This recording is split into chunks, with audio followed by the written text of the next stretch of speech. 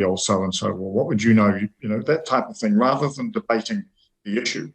And I think it's intensified dramatically in the last 2 or 3 years. I'm not sure of the particular cause, but I think it's a very backward and undesirable trend. It is particularly targeted at women too. Yeah, and it's an excuse for not having an argument, is you just dismiss someone by personal abuse. Yeah. All right, yes. Kia ora, Sue, for that. All right, Peter Dunn, I've been thinking. Well, in a way it follows on from what Sue's been saying, because I've been thinking that I reckon the coming summer holidays are going to be probably the most stressful and difficult people have had for a long time. Everyone's looking forward to the summer break. There's all this excitement about what sort of state of lockdown or not will be in at that time, and the freedom. Then I heard this morning on the radio someone talking about the difficulty in accommodation for your pets over the holiday period in Auckland, but saying it's okay after about the 3rd of January because everyone expects to be coming back by then. It got me thinking, and I thought people are obviously still so sort of tensed up about the situation that they're going to be taking shorter holiday periods. Maybe that's all the leave they've got available. That they're going to be more concentrated over that period of time in particular places. That I think people are going to be sort of wary of those that are coming in from outside into their space. And it just seems to me that, you know, the old stereotype of Christmas Day being the disaster where the family doesn't actually get together for a great time but gets together for a great fight looks like being repeated over the whole holiday period. And given what we've just been through over the last couple of years, I think that's extremely potentially serious. We know that the mental health impacts of things like lockdowns and, you know, prolonged situations like that start to appear some years after the original event. It seems to me that we could be in for a very stressful and difficult period, and I just hope all of our relevant emergency services are ready and able to cope with what I think will be an increasing demand for their help over the next little while. Wonderful. I've been thinking to both of you. Kia ora, Peter Dunn, Sue Keshley, and a lot to discuss on the program this afternoon. Stand by for the 4 p.m. live post-cabinet press conference. Any changes to alert levels? Let's find out right here, RNZ National.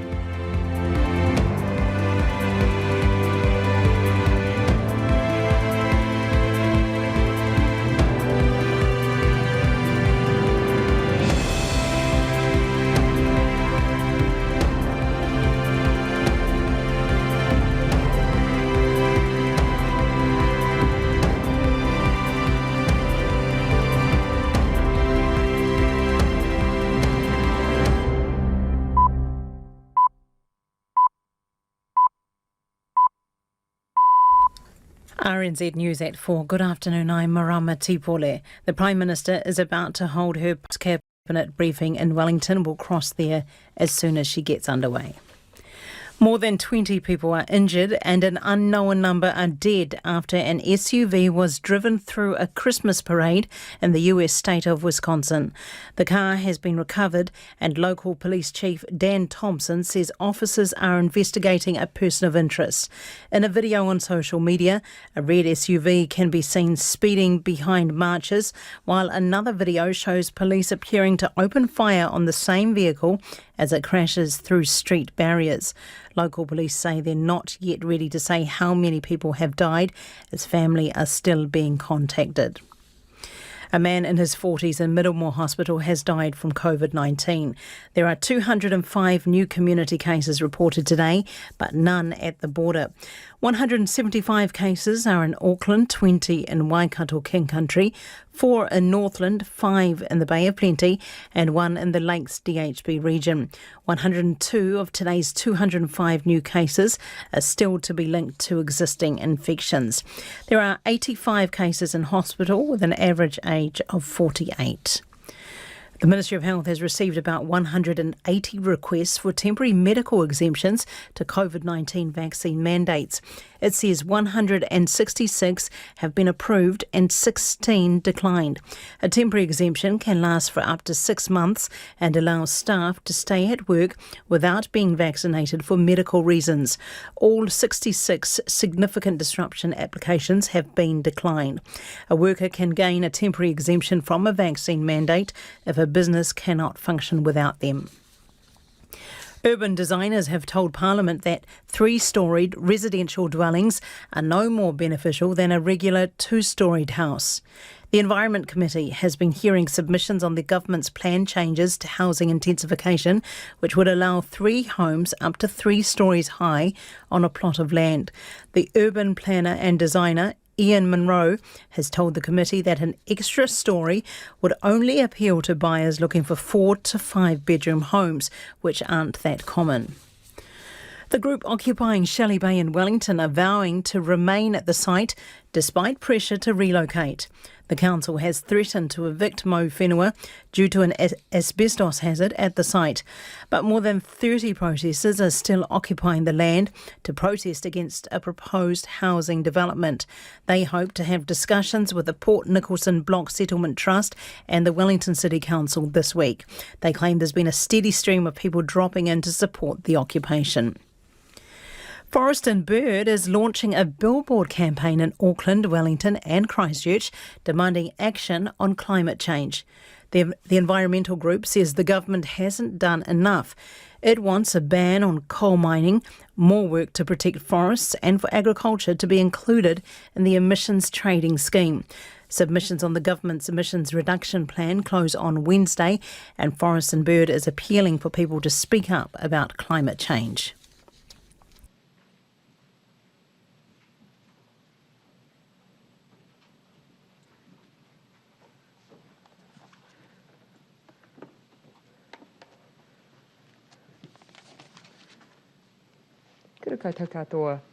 Good afternoon. First, the week ahead.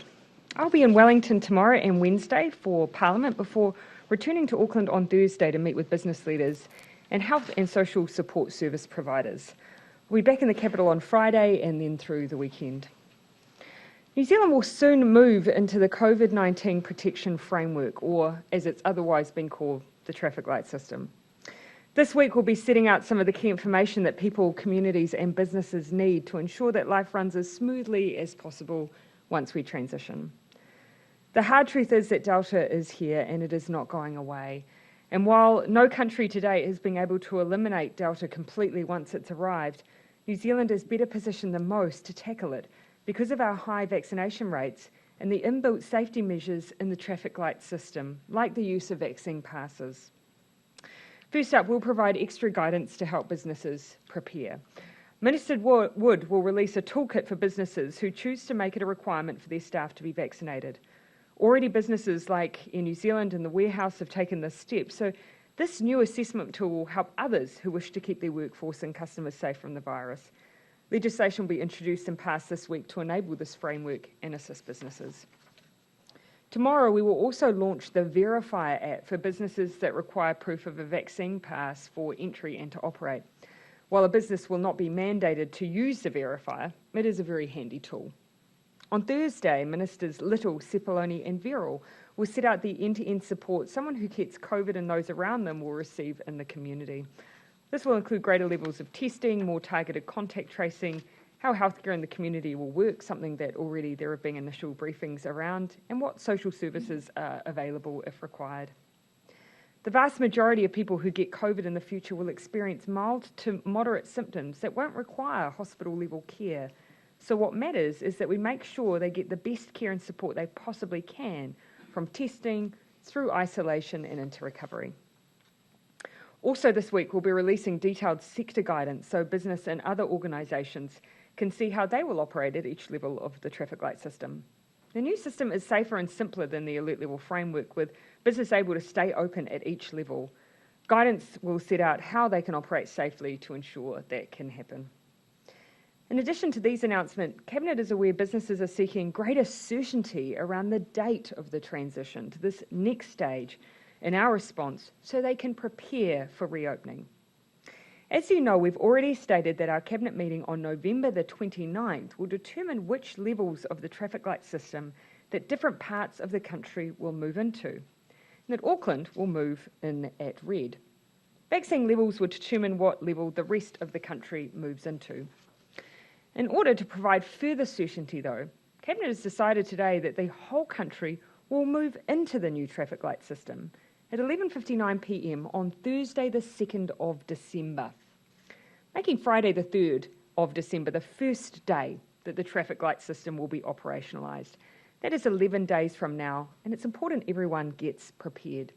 You'll know that we've been long signalling that after the 29th of November meeting that it would be soon after that the country would shift. This date provides the ability for businesses in particular to now plan. The number one thing every New Zealander can do to prepare for the new system is to get vaccinated. If you're due your second shot, get it as soon as possible. Vaccine passes will operate in the traffic light system, and if you aren't fully vaccinated, you'll find you're unable to access a range of places like bars, gyms and restaurants from December the 3rd, where proof of vaccination will be required.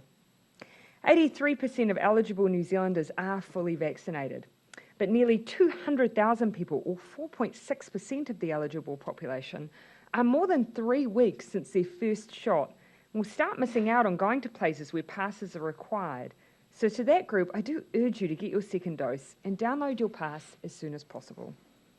For all those people overdue for their second shot, got it today, New Zealand would be 88% fully vaccinated. That will make our transition so much safer. Cabinet has also decided that to ensure the transition to the new system is as smooth as possible and to iron out any issues with the use of vaccine passes in advance of the whole country moving, we will undertake a trial period by allowing hairdressers and barbers in Auckland to open from this Thursday, November the 25th, so long as they require proof of vaccination from customers.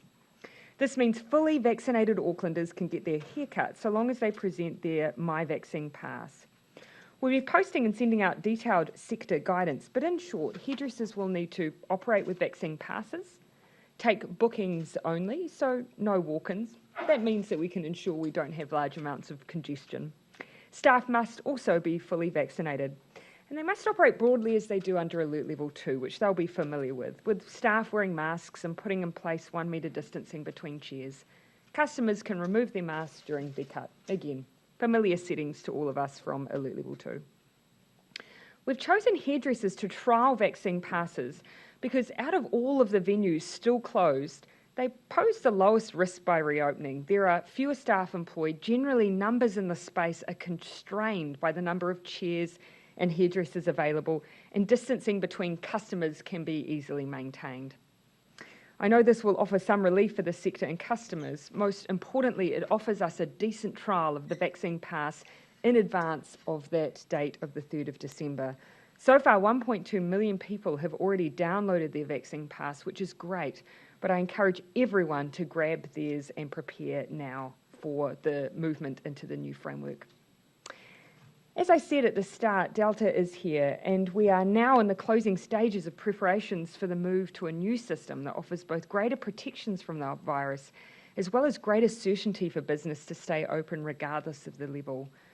I know that there will be some who may have some anxiety about these changes, but I can assure you we will continue to operate in the cautious and careful way that has served us so well right since the start of the pandemic, with our number one priority the protection of lives and livelihoods. But as will be clear from today, we're fast approaching the next phase in our COVID response that delivers more freedoms and recognises the hard work Kiwis have done to get vaccinated. It's based on the values that have served us so well, and I hope gives people the space and confidence they have the summer break that they all so deserve. We're now happy to take questions. Minister, Yeah, Jessica. if we were going to move into the level 3.3 system as planned, hospitality would have been included sooner in this group. Why did you just decide to go with hairdressers and not include hospitality this week as well? 2 points. What we've demonstrated is that there is certainty now for businesses so that they will be able to reopen from the 3rd of December. In the meantime, we have made a decision to allow one group to open. That is a group where by default the numbers are smaller, more confined, allows us to safely test the vaccine pass system before we all move on the 3rd of December. Why did you only announce the date today? Why didn't you do it last week? You said it would be 24, 48 hours. Why not give people certainty that they've been calling? So Cabinet has made the decision today that that will be the date. That's allowed us to consider the advice from officials around just the legal requirements, gazetting, putting signing of the orders, the notice period required. So the 3rd of December is the date we can confidently move the entire country into the new COVID protection framework. And then over to you, Barry. There's been another COVID death, a man in his 40s. Is this the youngest person in New Zealand to die from COVID? I'd have to come back to you on the latter, but I do want to just acknowledge the death, which is obviously very sad for this person's family. This is someone who's been in hospital for a while and unfortunately has died from COVID-19, and we'll check on that, whether this is the youngest death. And COVID modeller Sean Hendy says Auckland is past its peak of COVID cases. What do you think? What I would say is that the signs are very promising in Auckland, and on Wednesday when I join Minister Hipkins, I'm planning to show the updated figures of what the R value looks like, what the modelled number of cases, hospitalisations and ICU admissions look like. But what I can say is that you saw through last week that the hospital admissions and ICU bed numbers were not increasing. In fact, they dropped towards the end of the week, and they're hovering around 80 at the moment. This is a really good sign, and it's a reflection of the good work that Auckland has been doing by abiding by the alert level 3.2 rules, but also the impact of vaccination, which is quite profound. So I'll update on Wednesday about what the modelling has shown. Prime Minister, just quickly on another topic before I burst. Would you ever back down on Three Waters?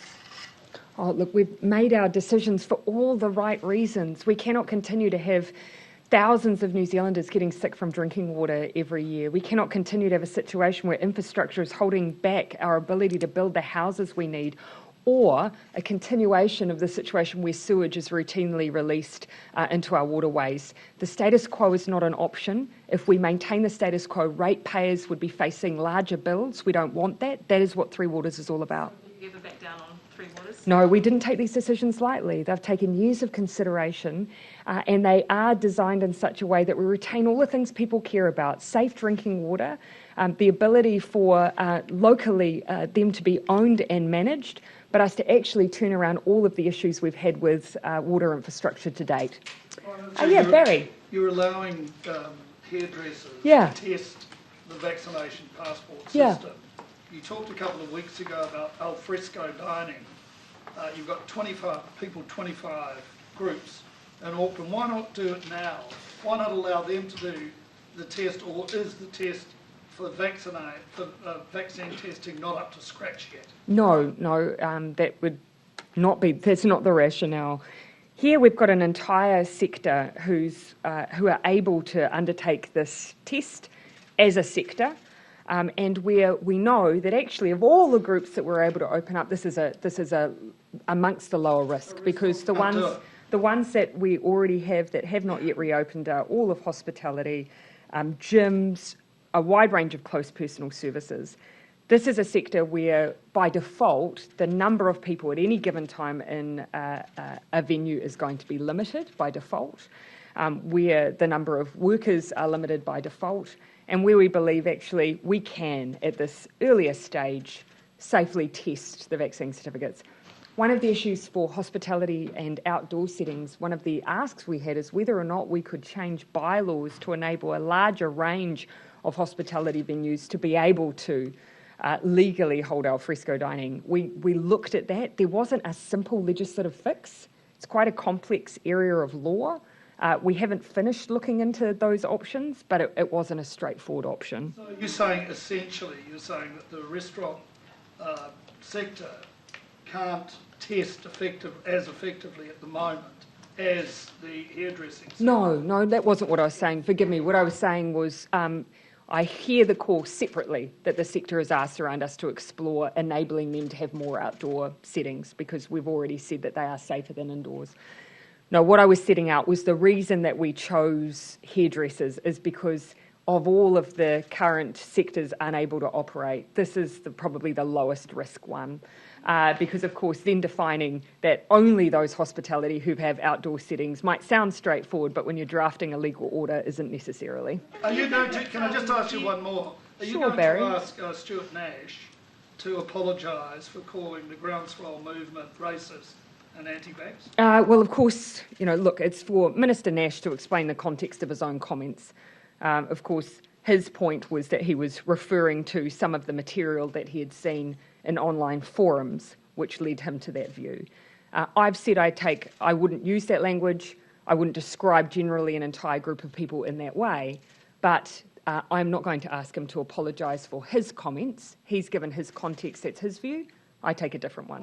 Why don't you ask him to apologise? I've just set out the reason. Sorry? I've just set out the reason. Jane? Do you think it's acceptable that Kāinga Order is not evicting some tenants despite police call-outs, prosecutions, violence, no evictions over 3 years, and some pretty bad examples of their behaviour towards neighbours, but they are allowed to remain there? Yeah. And look, here we have two roles that we need to take very seriously. Of course, we need to make sure that in a neighbourhood, we're doing everything we can to ensure a neighbourhood and a community is safe, that neighbours aren't duly impacted by behaviour that people would just frankly consider antisocial. The issue we also have, though, is that we are the final provider of housing in many respects. Once you're evicting someone from state housing in that way, there are very few options left. That, should that situation override the right in some case of elderly people? Oh, I hear you on that. And I would caveat what I'm... And as I say, I caveat that with the fact that there is a competing need for us, of course, to make sure that communities are safe, and we have a role to play there as well. As a local MP, I've come across circumstances like this. And we do have to make sure people feel safe. We do have to make sure that people in our state housing are respecting basic expectations in a community. And, as you say, not terrorise people around them. Change in policy, though, because there's no sort of deterrent at the moment. There have been no evictions, so people are carrying on. But you will actually be... Yeah. That's not to say that Kāinga Order will not move people on into more suitable circumstances if there are issues that they identify. So I don't think it's fair to say that there are no interventions. There are interventions, and they should be utilised, particularly if they're causing, concerns in a community and people are feeling vulnerable. I'll let you finish there, Jane. Point, the refinery up there closing down. Should or could the government have intervened to save those jobs and also to protect potentially oil prices in the future for New Zealanders? So one of the concerns that we rightly had were twofold, just the impact on the community, and there will continue to do work locally with the regional economic development teams around ensuring that those high-skilled workers, that we're doing everything we can to make sure that they are utilised and retained, and supporting that work.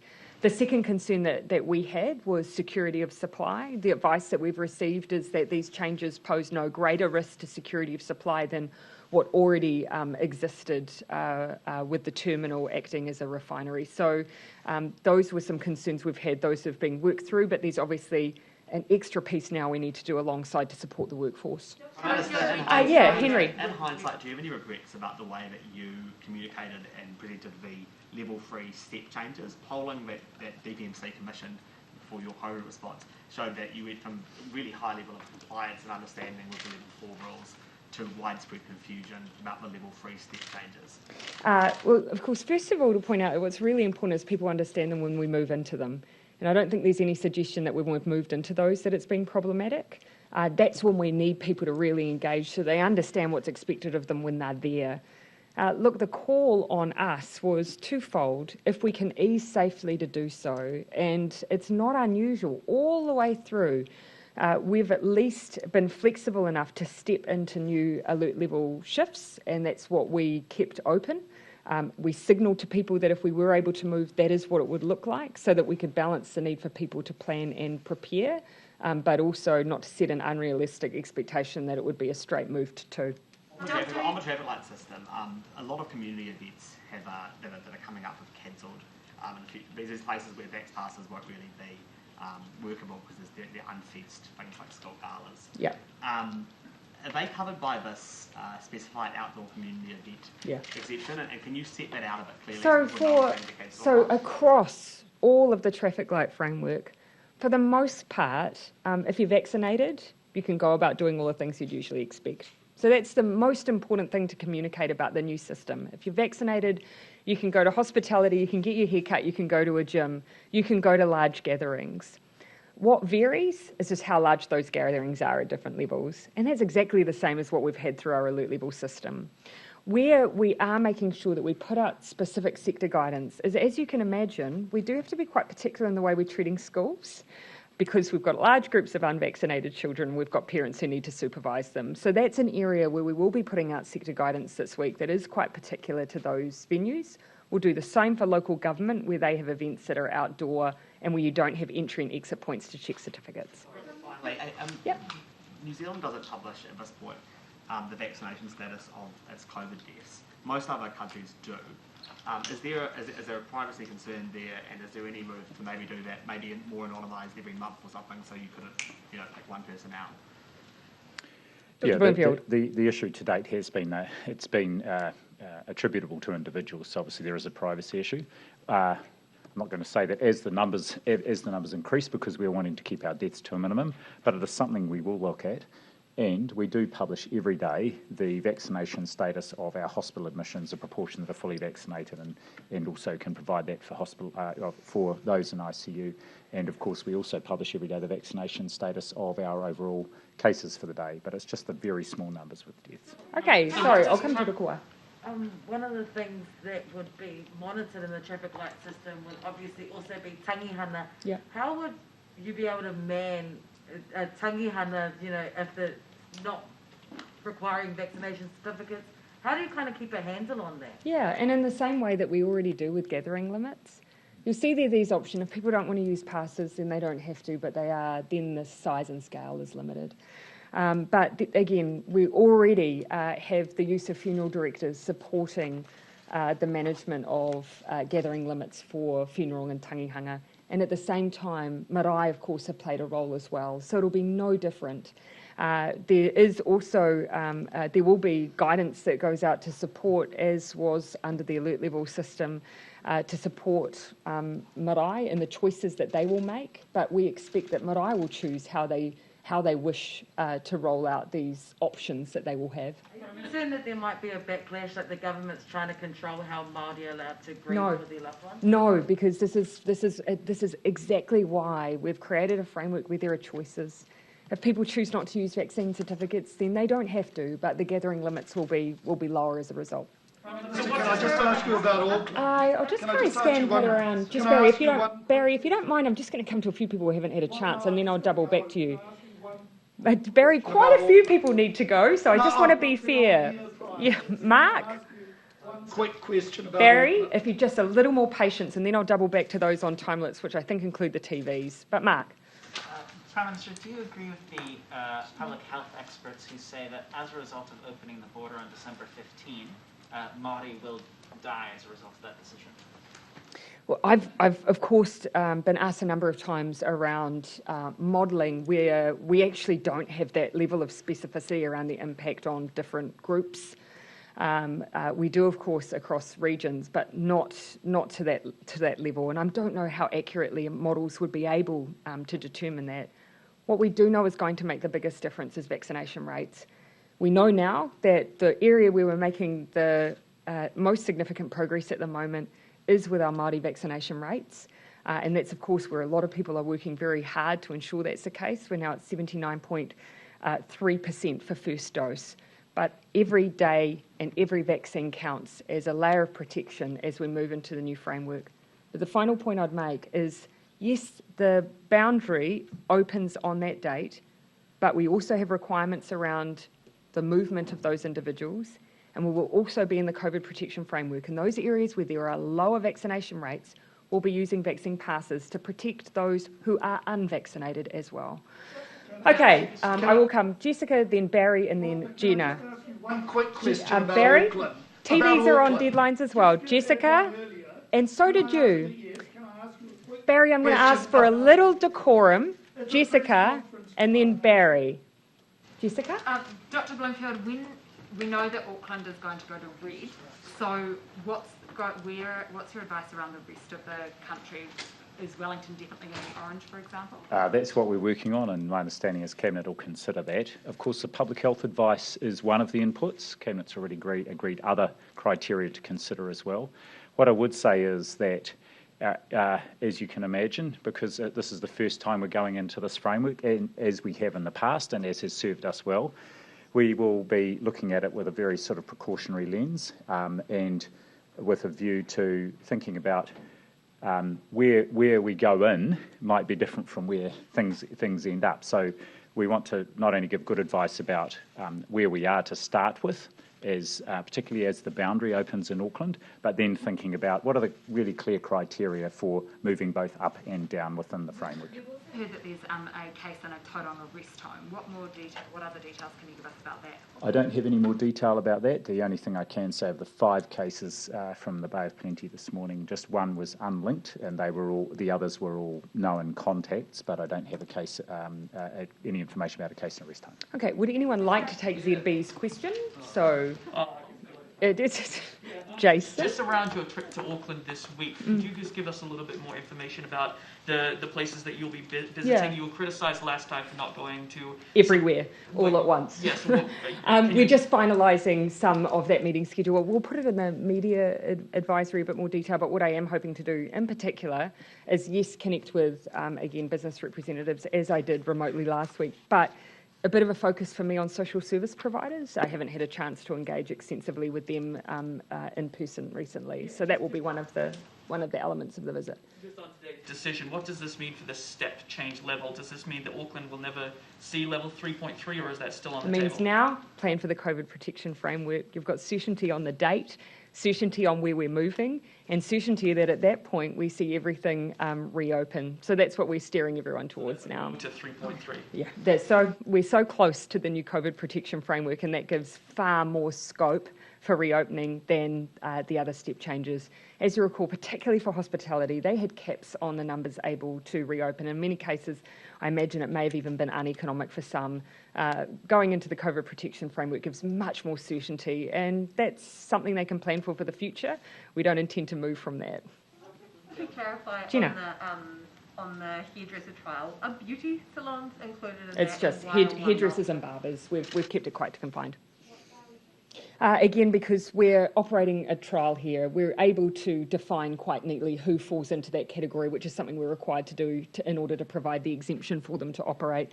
And of course, we know that it is, of all of the things we can open, the one that we can do with a good understanding of the public health risk. A limited number of people can be in a facility at any given time by the very nature of those, by that industry.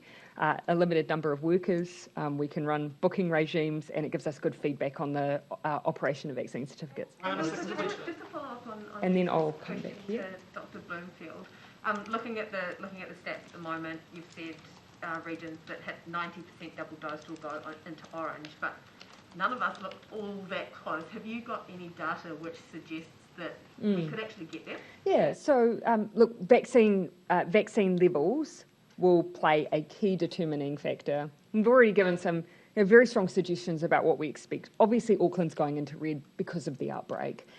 We will not be placing any region into green, and that is because we're in a transition environment. We don't want regions yo-yoing, and starting in green is an unlikely place for people to stay while we're transitioning at the moment, particularly with boundary changes. So as for the rest of the decisions, which are made on the 29th, with a couple of days for people to then see where they will be moving. We will look at vaccine certificates, we will look at vaccine rates, we'll look at case rates, and that will be the major determining factor, but we'll also be pragmatic. So, a good indication is if you've hit 90% first dose is a good indication of where you're heading. If all of the people who have had their first dose and are due for their second got it today, how close will we be? Well, I think at that point we end up at something like 86% double dosed for New Zealand. So for many regions, they would be doing really well. But that's a strong message. 200,000 people are due their second dose. Please go out and get it. Make sure you're prepared for vaccine passes because they're coming very soon. Yeah. Anything further on that? Yeah. Sorry, yes.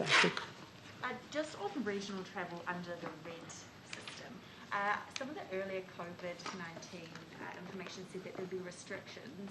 So if for example, an area outside of Auckland were to be put into red, could they expect regional travel restrictions such as vaccination or... No, regional travel restrictions, will not be the norm. Hard borders will not be the norm. There may be occasions where there are localised lockdowns, where there may be some limitation on movements, but they will not be the norm. On one for the hairdressing Mm-hmm. from Thursday. Mm. What sort of trials were there for the vaccination pass? Yeah, so actually, perhaps Dr. Bloomfield could speak to this, but the team have been trialling the use of the Verify app. I believe they did work with a small number of businesses to early on trial the use of the pass, so it has been trialled on a small scale. The trial with hairdressers and barbers in Auckland give us a much larger scale to work with, but before the whole country moves, which we thought would be valuable to the rest of the country to have that larger operation. So just to confirm, there's been already some testing of the Verifier app, and it becomes available this week for people to, we'll announce that for people to use and get loaded up and ready to go. So we're making good progress there. Yeah. Issues arise from those trials? I think small tweaks. No, but, just, I mean, always just the key issue here is not so much the app, it's just how do you make it easy in operation for businesses who are doing the checking. So learning all the time. Okay, sorry, I've got Joe, Michael, Thomas, Ben. Just coming back to Gina's question earlier about deciding who goes into red and who goes into amber, how much of that is going to be sort of a decision at the Cabinet table for ministers, or is it a case of Dr. Bloomfield and his public health team will do it on a case-by-case for each region, each territory? We will be provided with advice. Cabinet will then consider that advice and make those decisions. And then they will immediately, in essence, then be required, once we're notified, to be written into orders and gazetted. Yeah. I mean, in terms of that advice, is it sort of Dr. Bloomfield, will you go with your team through each DHB, look at how many have got vaccinated, how many have got vaccine passes downloaded, etc., bundle all that together? Like, what level of detail are you going to be providing? We'll provide our recommendations and some rationale for that, but we will be looking at vaccination rates. We will be looking at an equity dimension to those vaccination rates, in particular vulnerable populations in regions, as the Prime Minister said, whether there are any cases in those regions, and also health system preparedness, which we've got a big piece of work underway on as well. Which will conclude with the orange or red per DHB, basically. Correct. Can I also just, last week we talked about doing some work around the next move with opening up the border early next year. Has Cabinet had an opportunity today to look at that work, and will there be decisions this week around that? That hasn't been finalised, but I do expect that we'll have decisions shortly. With this week likely? I don't want to give you a specific date, but we do anticipate it'll be shortly. We do need to, again, we're wanting to constantly give as much forewarning for planning purposes as we can. We've already, of course, indicated first quarter, though, as you can recall. Yeah. Oh, sorry, I did say Michael and then Ben, Thomas, forgive me. Yeah, just following Anna's question around travel. We've already seen some communities ask holidaymakers to stay away, citing the vulnerable populations, the vaccination rates, access to healthcare. What is your view on that? Should people be staying away from these areas over summer, and will the government be working with these communities if they want to have a localised lockdown? Yeah, so my message would be that actually we've put in mechanisms to ensure that movement around the country can be as safe as possible. So firstly, we actually as a nation, by that time, will have very high vaccination rates. We also, as an extra layer, in communities where perhaps the resident population, the rate might be lower, we, for instance, would expect that that would be an area that would operate in red. And red means that basically if you're unvaccinated, you're unable to go to those higher risk settings. And so there are protections there. And so to anyone who has concerns, I'd say we're prepared to meet those concerns, to make sure that we've got measures that, do ensure that those who are not protected by the vaccine are protected in other ways. Yep. These checkpoints do, start up again, Yeah. like it happened early in the year. What would be your... So we do expect, of course, the police, we've already said, will work with local communities and iwi, particularly in the north, because that is an area where we expect there to be checks regardless, because that is where, of course, we will have Aucklanders potentially moving through, and they have a requirement to either be tested or vaccinated. So that is an area where we do expect there to be checks in place, and we'll continue to work with communities on that. For the rest of the country, any community there, I would again just ask that they work with their local police, because of course you do have to make sure that you're operating legally and safely with anything like that. Thanks. Yeah, just possibly looking quite far ahead. When New Zealand does open up to international tourists, is it expected that they will need to have a My Vaccine pass to enter venues, or because they'll be mandated to have vaccines coming into the country, is there going to be a different sort of regime? Yes, so of course we've ensured that our vaccine pass is able to be used. I know from the experience of other travellers, they've often used supplementary ways to demonstrate that they are vaccinated. We need to work through a bit more of the sector guidance, because it will be easier for them to produce their domestic vaccine pass than it will for them to log into a New Zealand process. But that's something I might just need to go away and get the official view. I know they will have thought through some of that level of detail, even if I don't have it to hand.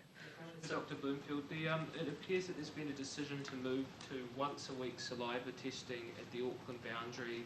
I'm unsure if that's the same in the border facilities. What's the reason for this? Is this being driven by science or by the strain that lab networks are under? Always science. Always. So yes, so we sought advice from our testing group, and the main reason for this is now a high level of confidence from both our experience here and the evidence that a saliva-based PCR test is as good from a diagnostic perspective as a nasopharyngeal test. Previously, we had it twice a week, and then if someone returned a positive saliva test, they had a nasopharyngeal PCR test to confirm. But we've agreed on the basis of scientific advice that actually they can be treated similarly, which means we can go down to weekly saliva testing. Which is what we're doing for PCR for nasal. Why can you go to weekly? Weekly, because that's the same as what's required, expected around a nasopharyngeal PCR. Yeah, so we're not doing twice a week for nasal. Is that the same in the border? So it's not the same in the border facilities, I take it? It will be the same for our people working in the border facilities. That's right. Yeah. Yes. Can I just ask a really quick nuts and bolts, just a Hawke's Bay related question? Sorry. Apparently the DHB there was possibly only alerted to a case in the region because a family member contacted the DHB. What do you know about this? Is it correct? Why did the Ministry of Health? Was the Ministry of Health aware of the case prior to, and why did they not alert the DHB?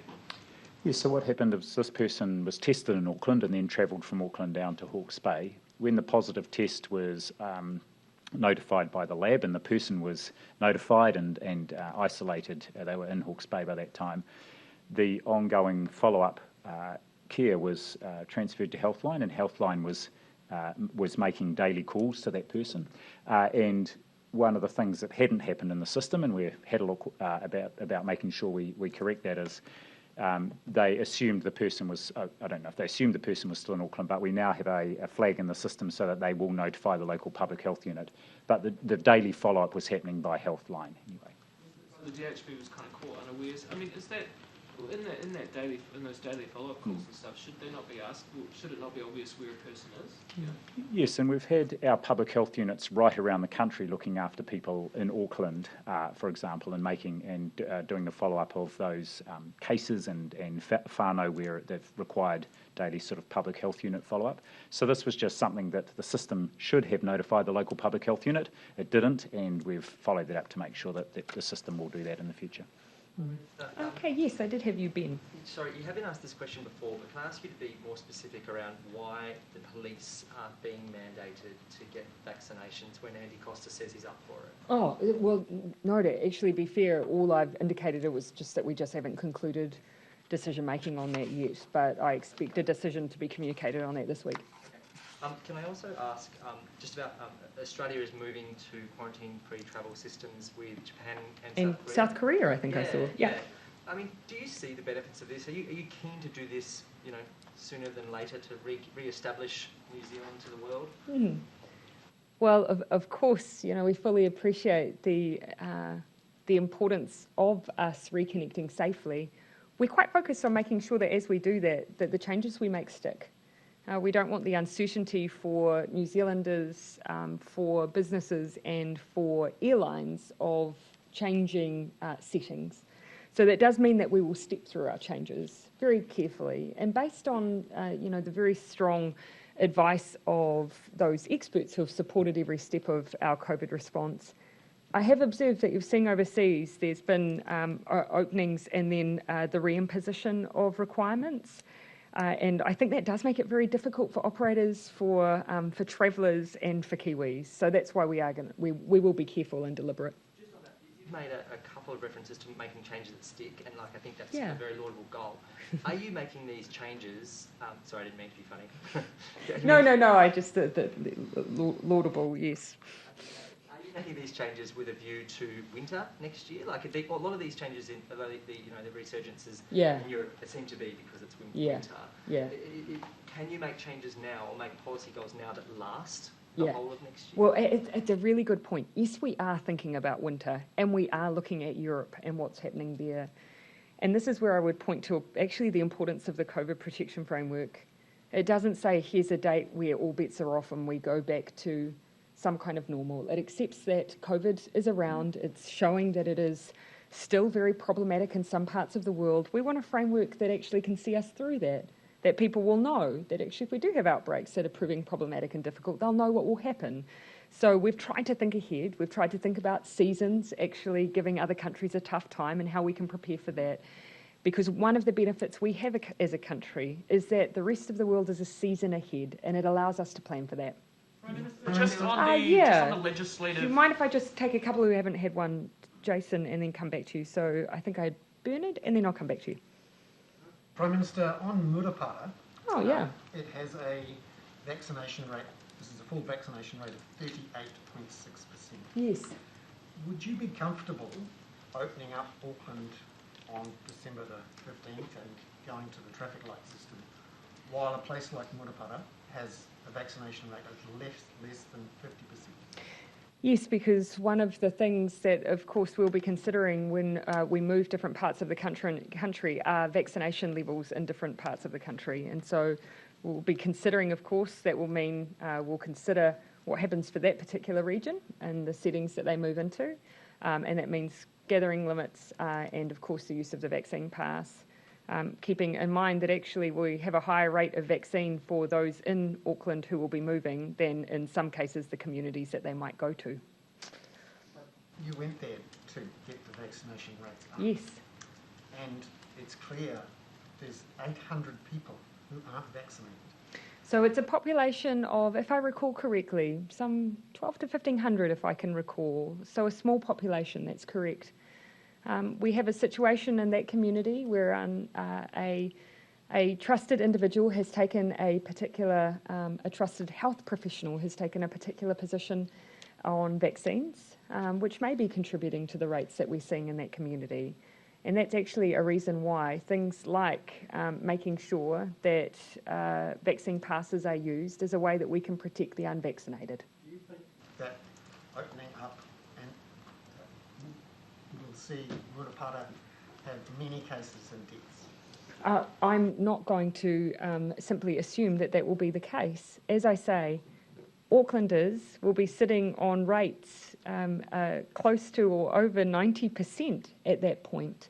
We'll be requiring them to be tested if they are not vaccinated before they leave. We are putting protection mechanisms in place to ensure the safety of the rest of New Zealand. But at the same time, we are asking people to also be vaccinated, and we're working very hard to make sure they are.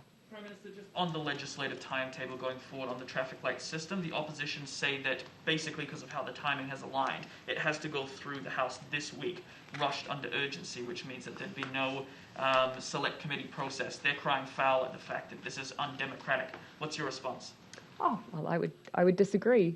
The COVID protection framework has been publicly available and able to be discussed, debated and considered since October.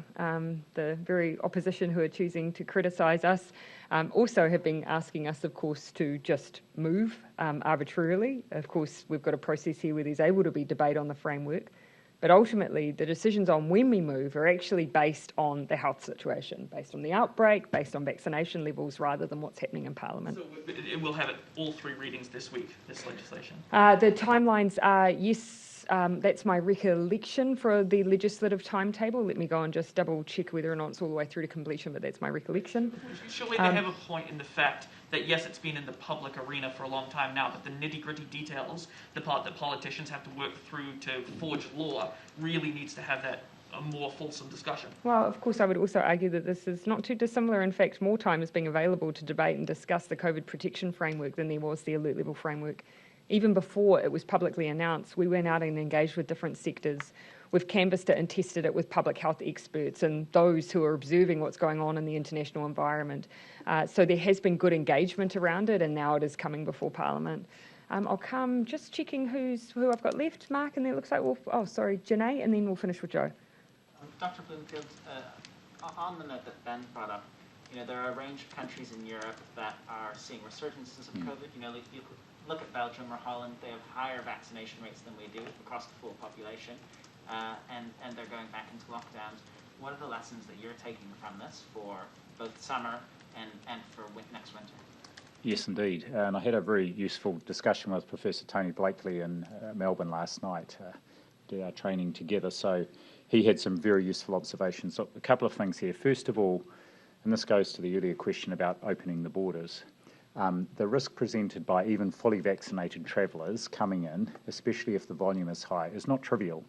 And in fact, if you can imagine in our situation, people travelling in, and if they were self-isolating even in different parts of the country, and there were cases there, and each one of those is in fact seeding another little outbreak, which is different from our current situation where most of our cases, of course, well, they're all coming from known cases, and most of those, many of those we can still epidemiologically link.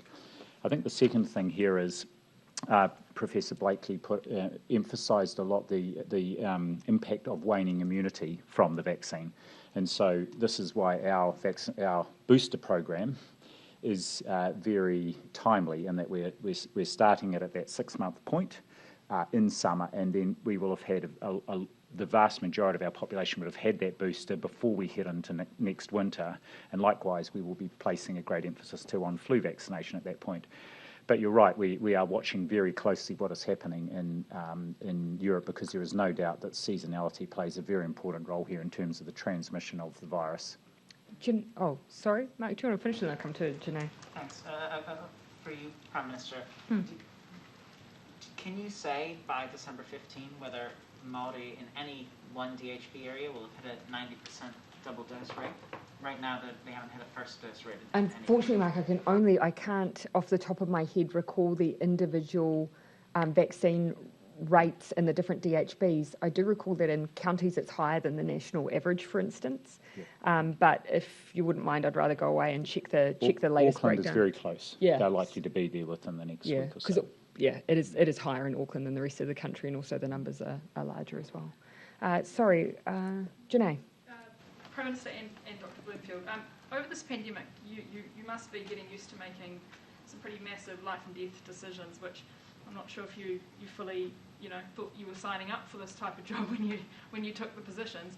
But up until now, a lot of the political decisions have actually been aligning with health decisions, and we might be seeing a bit of a shift now, I guess. I'm just wondering. Yeah, are we? That's a contested point. Yes, I'd say that'd be a contested point. Sure. Okay. But I'm just wondering if you could explain to us, I guess, the toll that it might take on you making these decisions, and whether that toll feels a little bit heavier now going forward. Oh, sorry, was that for me or Dr. Bloomfield? Would you like to? You go first, Dr. Bloomfield. Yes, the decisions have felt weighty right from the start, and the advice, in my case, the decisions taken by the government. Look, they've felt weighty all the way through, and I guess the challenge now is that we're at this period of transition. I guess the thing that there are two things that I find help keep me as calm as possible. The first thing is we have got access to and the government has listened to, I think, excellent advice from our science community. The second thing is we're going into this next phase in, one could argue, the best possible position. We've got a controlled outbreak, we're going into summer, and we've got high and still increasing vaccination rates, and that is, as good a position as I would have hoped we would be in at this point in the year. Yeah, I would absolutely concur with Dr. Bloomfield.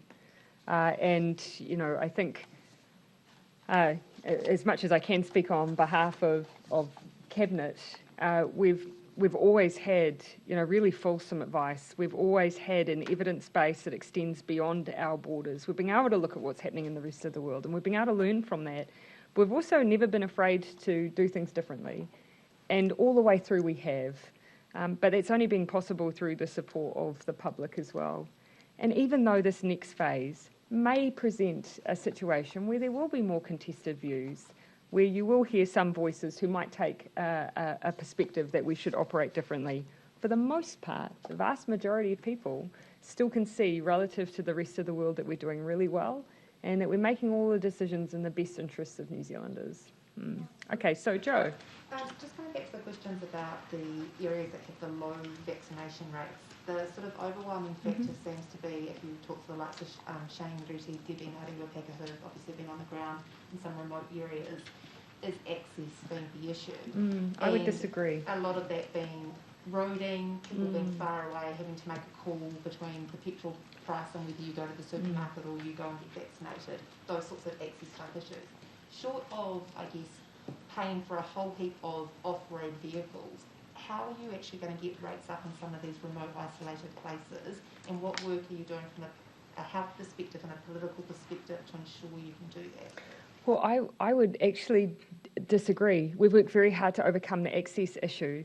In fact, take the East Coast. When I visited Tairāwhiti just a few days ago, they now have multiple mobile vaccination clinics operating, where they have the ability. Previously, they were using horse floats. They are now using camper vans on top of that.